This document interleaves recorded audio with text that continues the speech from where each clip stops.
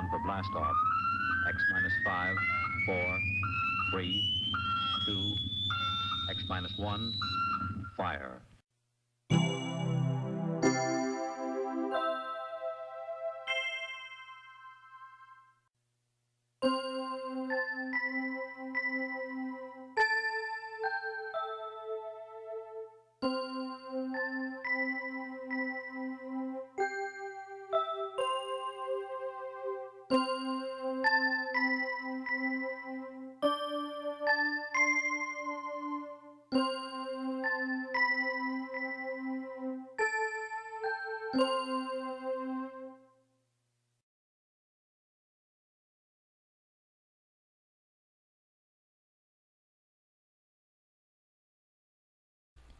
Bunson, let's not beat around the bush.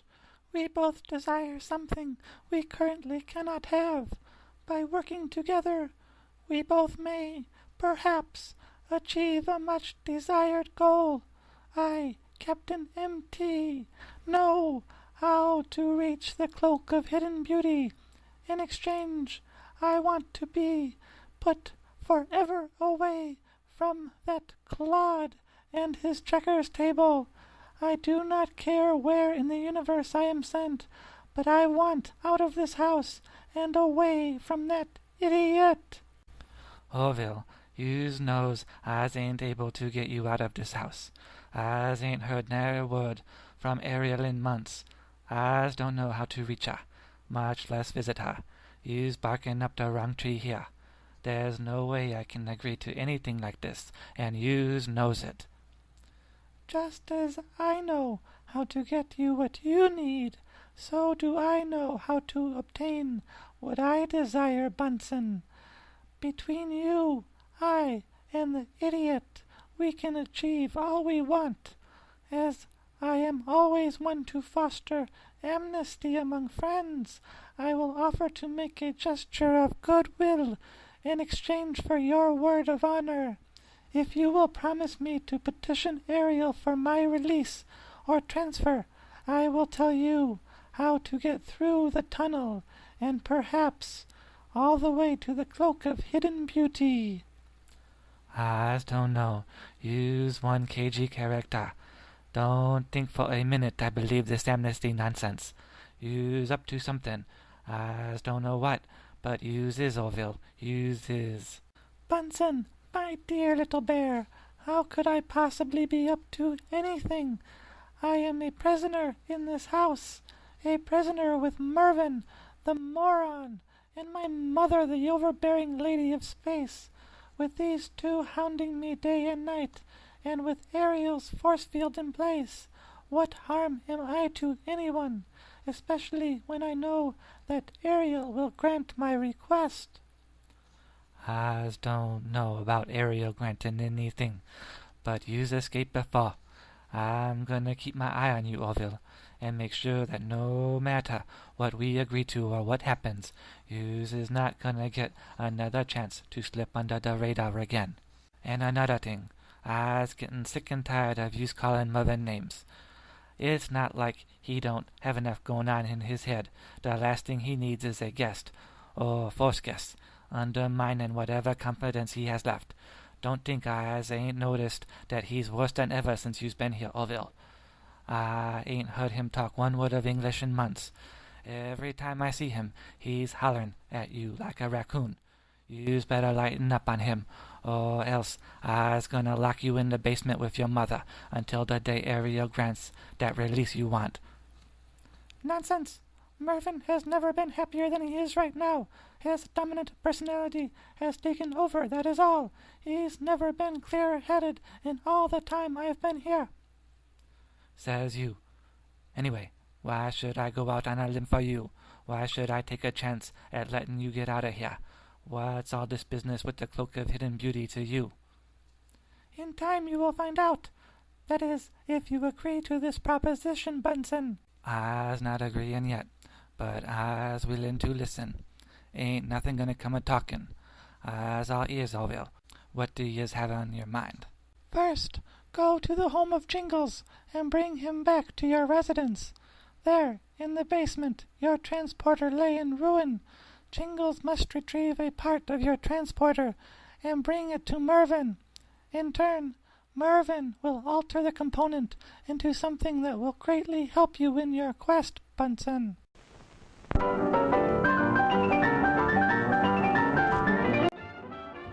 that Lazar Jingles show? If Day's on TV, Jingles ain't even home. It is their broadcast, but a rerun. All right, Oville. I'll get Jingles, and we'll get your component or whatever, but I'll give it to Mervyn outside this house. It will not enter the premises. I'll not take a chance on this being some item of technology that you can use against anyone, or use to escape. Bunson, please, you do me a disservice. Of all the time I've been held captive here, have I ever done anything remotely resembling escape? No, that's why I was worried. You're overdue. Live in paranoia if it's a state you're comfortable in, Bunson. I prefer reality. All right, the exact mechanism Mervyn will need from the transporter can be located in the second junction box of the main microprocessor. The matter stabilizer is connected to this area, so he'll have to watch out for it. Look past the molecular stabilizer, and you will find the...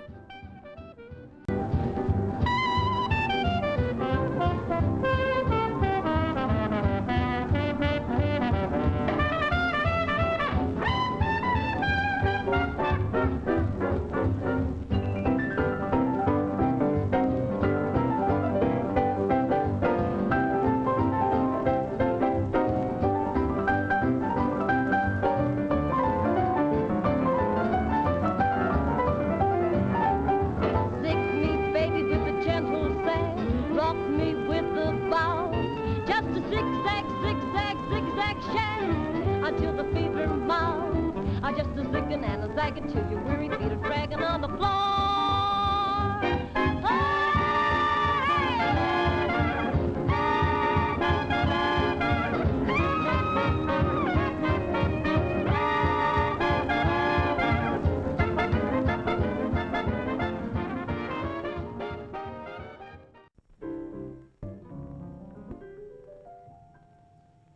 Listen while I tell you about a gal named Daisy May. Well, tell us all about it, Bob. They call her Lazy Daisy May. She makes every morning, noon, and night a holiday. They call her Lazy Daisy May. Do-do-do-do-do-do-do-do. Do-do-do-do-do-do-do. She had a man who's tall, dark, handsome, large and strong, to whom she used to sing this song, Hey Daddy. I want a diamond ring, bracelets, everything. Daddy. You ought to get the best from me. Daddy. Gee, won't I look swell in sables, clothes with Paris labels? Daddy. You ought to get the best from me. Here's an amazing revelation with a bit of stimulation. I'd be a great sensation. I'd be your inspiration. Daddy. I want a brand new car, champagne, caviar. Daddy. You ought to get the best from me.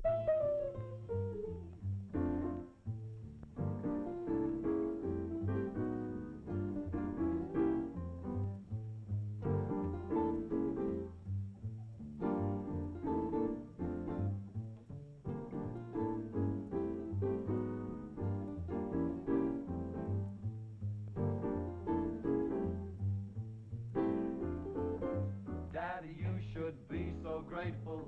Don't be selfish, mean, and hateful. Here's a very true admission. A mink coat soothed her disposition. Daddy, she wants charge accounts, good for large amounts. Daddy, You ought to get the best from me. I don't mean to be demanding, but jewelry makes me understanding. I'll be sweet and shout your praises. Just shower me with pretty phrases. Daddy, I want a French chateau and ermine wrap with lots of dough. Daddy. Daddy, Daddy, get the best for me.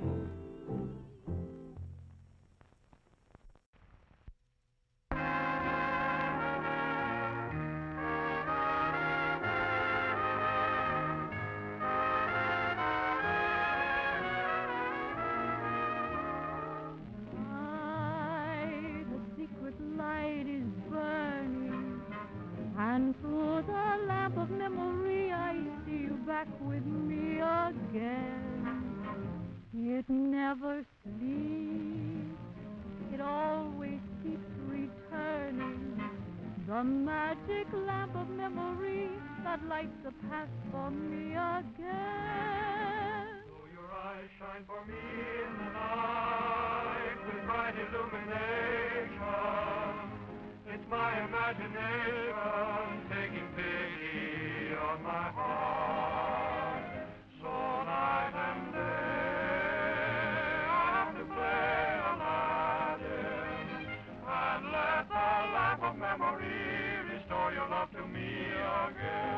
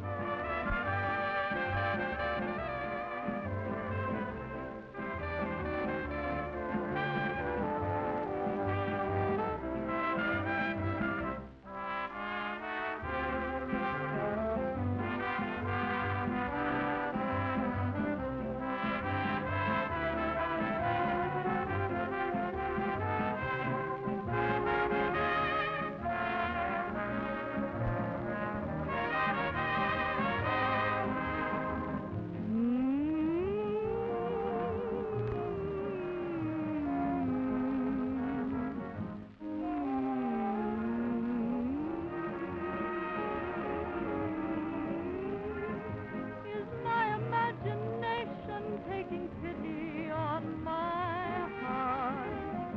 May it keep burning throughout eternity. My consolation, the lamp of memory.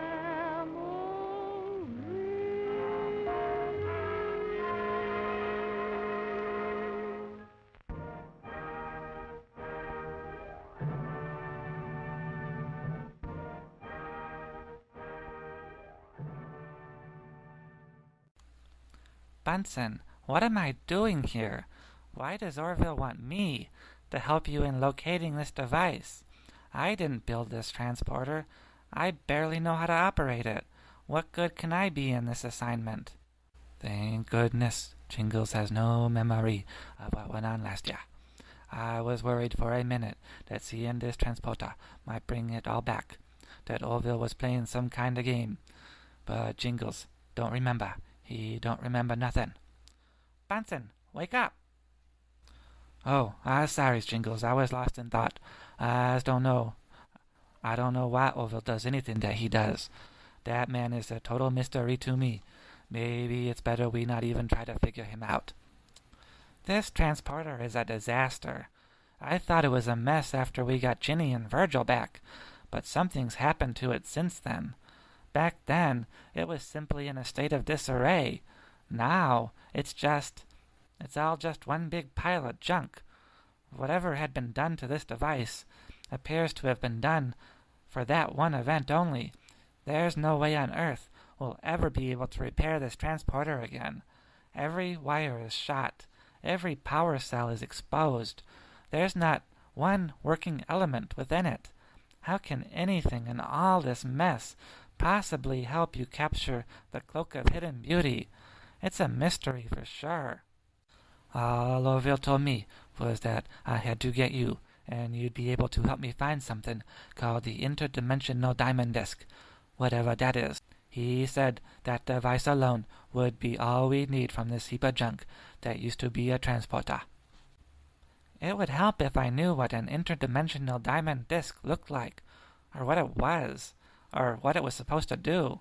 I feel like a blind man searching through a walk-in closet with the lights turned off. There's just what, Jingles?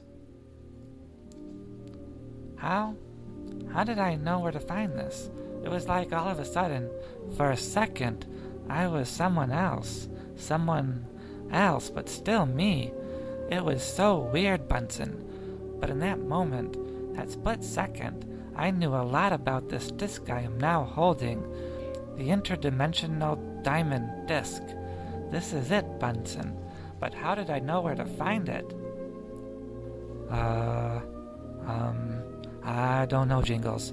It must be one of them things. Psychic intuition or something. We's better get out of here, Jingles. We's better get out of here before anything else happens with this device. I don't know what it is capable of, even in this junkified state.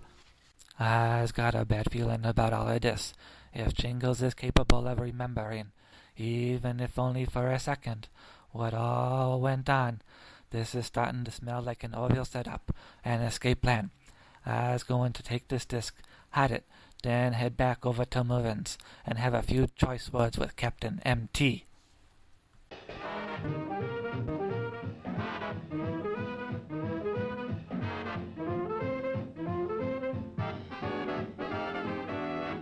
Hut Rawlson on the Rill-a-Raw. Hut Rawlson on the Rill-a-Raw. Hut Rawlson on the Rill-a-Raw. And the brawler suet. Hut Rawlson on the Rill-a-Raw. And a little brawler to it. Hut Rawlson on the Rill-a-Raw. And a little brawler suet. Hut Rawlson on the Rill-a-Raw. And a little brawler to it. Hut Rawlson on the Rill-a-Raw. And a little brawler suet. Now the Rawlson is a Swedish town, the Rill-a-Raw is a stream, the brawler is a boy and girl, the Hudson is their dream. Hudson Rawlson on the Rill-a-Raw, add a little brawler to it. Hudson Rawlson on the Rill-a-Raw, add a little brawler to it. In a town in Sweden by a stream so clear and cool, there sat a boy just a-fishing and a-dreaming when he should have been in school. Now he couldn't read or write a single Swedish word, but happiness he found in a little Swedish song he heard. Here's the way he made it sound. Hudson Rawlson on the Rill-a-Raw, add a little brawler to it. Hudson Rawlson on the Rill-a-Raw, add a little brawler to it. Hudson Rawlson on the Rill-a-Raw, add a little brawler to it. Hudson Rawlson on the Rill-a-Raw, add a little brawler to it. Now the girl played hooky from school that day and came down to the stream. She sat down beside the little Swedish boy and they began to dream. Hudson Rawlson on the Rill-a-Raw and the brawler to it. Hudson Rawlson on the Rill-a-Raw and the brawler to it. Hudson Rawlson on the Rill-a-Raw and the brawler to it. Hudson Rawlson on the Rill-a-Raw and the brawler to it. Now the brawler is a boy and girl, the Hudson is a dream. The Suet is their teacher who caught them by the stream. Hudson Rawlson on the Rill-a-Raw and the brawler to it. Hudson Rawlson on the Rill-a-Raw and the brawler to it. Now the boy and girl are back in school, shattered is their dream. The teacher planted poison oak all along the stream. It's a crazy kind of a song to belong to a boy and girl in love with a beautiful dream. But they love to sing, swing all the livelong day. Shoot-de-shun, sugar, shimmin' on the Rill-a-Raw.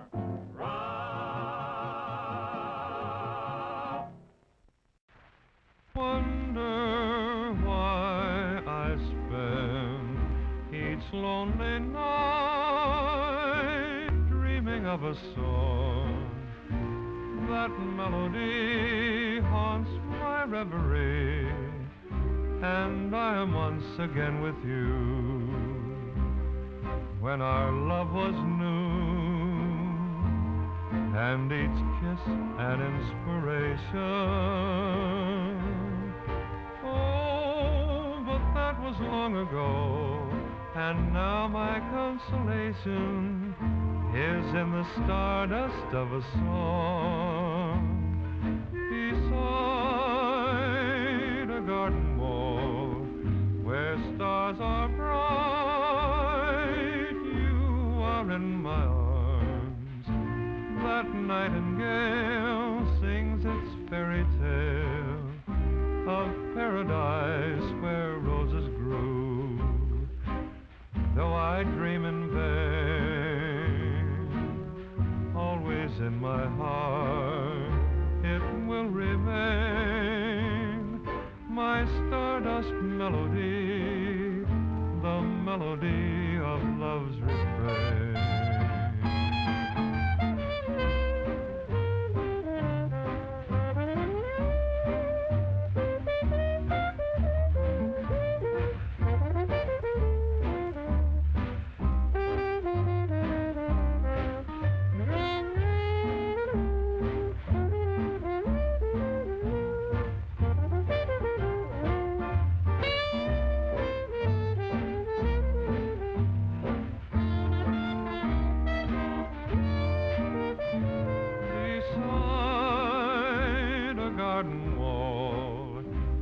Stars are bright, honey, you are in my arms.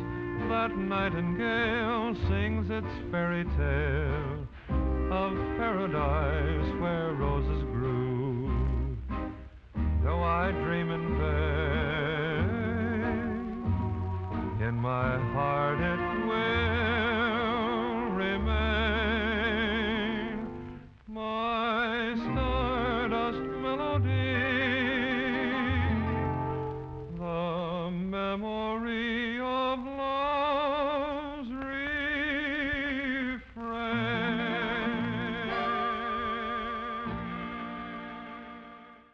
Can't give you anything but love, baby. That's the only thing I've plenty of, baby. Dream a while, scheme a while, where's you to find happiness? And I guess all those things you've always pined for. Gee, I'd like to see you looking swell, baby. Diamond bracelets Woolworth doesn't sell, baby.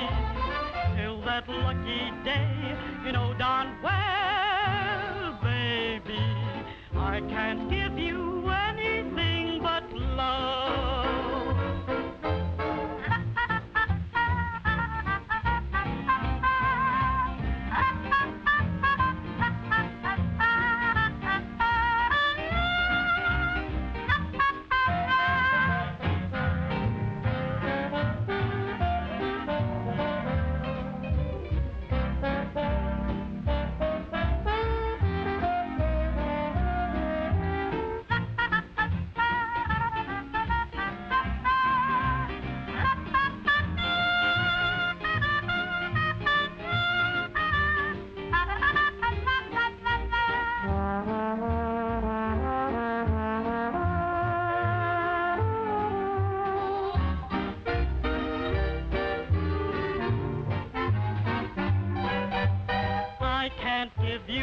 Anything but love, baby.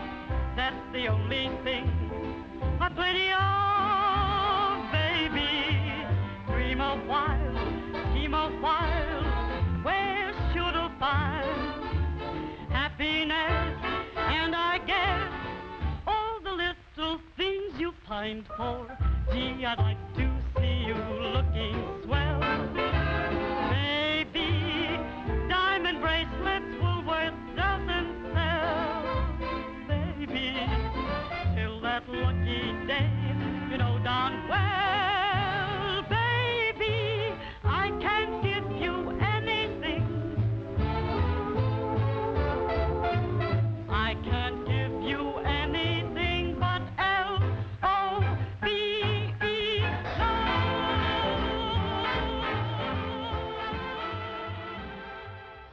All right, Orville. I want to know what's going on around here.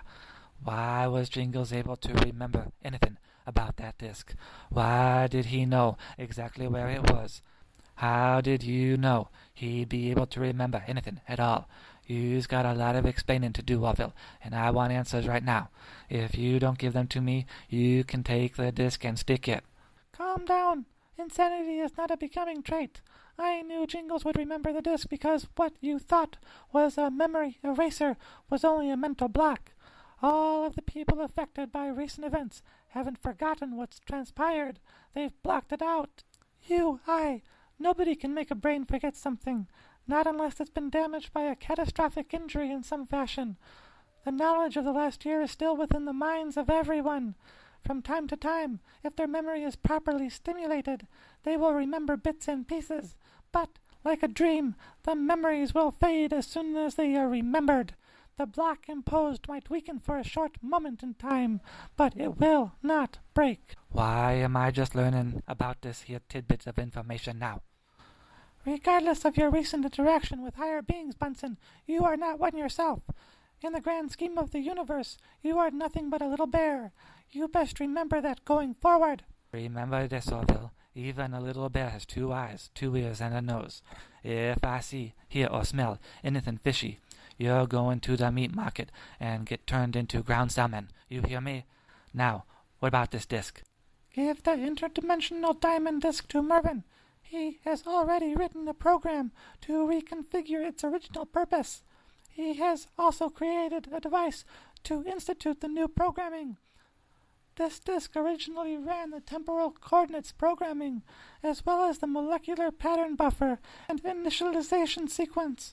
What this disk will do now, for any who carry it anyway, will be to render them immaterial, a sort of living hologram, if you will. As you know, Bunson, holograms have no mass, they have no breath, they make no sound unless programmed to. If you use this device in the tunnel, potentially holding the cloak of hidden beauty, you can venture safely to its end. There, if the cloak still exists and is present, you will be able to verify both. That's all fine and dandy, Orville, but holograms can't interact with matter. If I'm a hologram, how is I supposed to pick up the cloak, much less carry it back? I can get you into the cave and through the tunnel safely, Bunson. But once you arrive at the journey's end, getting the cloak out will be entirely your concern. A problem in logic, yes? If you can get out of the tunnel with the cloak, Waterford will be saved from its bandit. I will have a chance at life away from the moron known as Mervyn. But if you should fail, you die, dooming Waterford to remain under the terror of the bad news bandit. More, you will be condemning one of your best friends to a lifetime with me. All right, Orville, all right. You've got your bargain. I'll get Mervyn. We'll get your disc. Then I'll get Lazar and Jingles. We'll head over to the tunnel. If I make it out of this alive, I'll talk to Ariel on your behalf. But if I suspect for 1 second during all of this, if I suspect that you are trying to set me up again, our bargain is off. You'll spend the rest of your life right here, in this house, listening to Mervyn talk like a raccoon. No more chances, ever. Now, it's time we get to work.